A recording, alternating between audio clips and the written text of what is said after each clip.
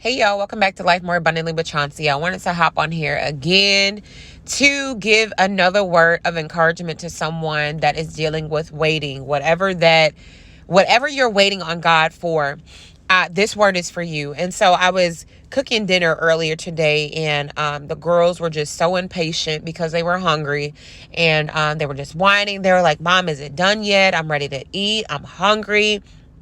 And I'm like, no, it's not ready yet. I'm still working on it. It's still cooking. Just give it time. Go play, go eat, or go watch TV, go read a book, go do something. I'll let you know when it's ready, because I'm the cook, right? And so I was preparing it. I'm trying to make sure it's fully cooked at the right temp. It has the right taste, the right flavor, and the right texture.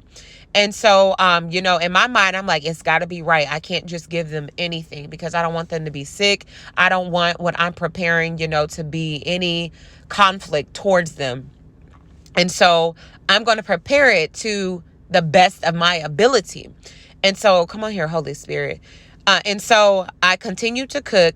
And then I was like, once it's done, I will make them aware of it. I will let them know when it's ready. And so when it was ready, I told the girls, go wash your hands. It's time to eat. And so they did that. And once I served them their meal, they were just giving so many thanks. They were like, Mom, this is good. Like, this is yummy. And so the Holy Spirit just began to speak to me in that moment. He was like, Chauncia, let me prepare this thing for you. And that we are literally like my daughters, constantly coming to God like, God, is it ready yet? I want it now. Like, what are you saying now? Like, is it done now? And God is like, let me fully prepare this thing. I can't give you this blessing half cooked. I can't give you this miracle half baked. Like, it's got to be the right temp. It's got to be the right taste. It's got to be the right texture. I got to have the right people in alignment for you. I got to have the right house and the right neighborhood and the right city and the right state. And we still just being impatient. And God is like, let me do this thing for you. This marriage, I'm working on your kingdom spouse. I'm working on their heart so that they don't respond to you in the wrong way. I'm working on their character. I'm working on their habits so that when they come into alignment with you, you won't have to experience what you experienced in your last relationship. Your kingdom spouse will know and learn your love language. They will be able to tell when you're not okay. They will be able to cover you in prayer. They'll be able to love you as you deserve to be loved. Let me prepare this thing for you. That job promotion, let me prepare this thing for you. That business deal, that book deal, let me prepare this thing for you. I'm setting the stage. I'm preparing this thing. Even in the presence of your enemies, your naysayers, I'm preparing this thing. Let me do it for you so that when you get to the table, you won't have to do it yourself. You won't have to be stressed out. You won't have to be overwhelmed because I'm doing it for you now in the wait. And while you're waiting, let me prepare you for that thing. Let me work on your heart.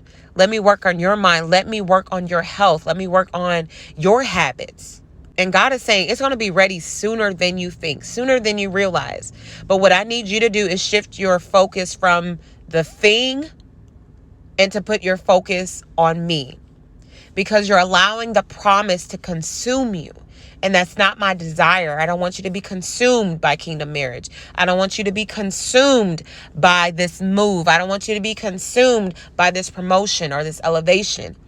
I want you to be consumed by my presence, consumed by my love. Be founded in me. Be grounded in me. Be rooted in me. It's okay to appreciate and give God thanks for the blessings, for the miracles, for the promises. But don't put those things above your relationship with me. Don't put your trust in the promise alone, but put your trust in the promise keeper. So shift your focus from the promise onto the promise keeper. And when you do that, God will shift that thing to you so quickly. So quickly. In its right timing, God will make it happen.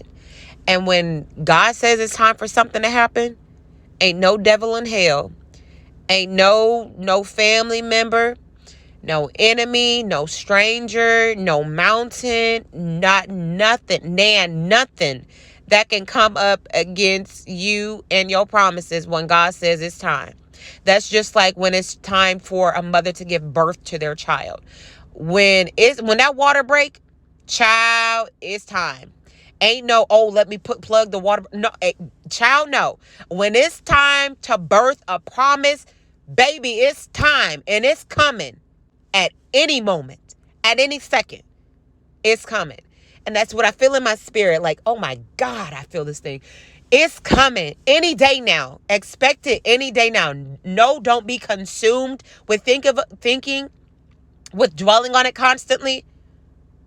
But just know that any day now, God gonna make it happen. Stay in the presence of God. Stay encouraged. Keep walking out your purpose. Keep following, trusting, and obeying the voice of the Lord. Listen to the whispers of God. Be patient. Be focused. Be diligent about serving God. And before you know it, the very thing that you were standing on, the promise, that blessing, that miracle, you're going to look up and it's going to be looking you right in your face.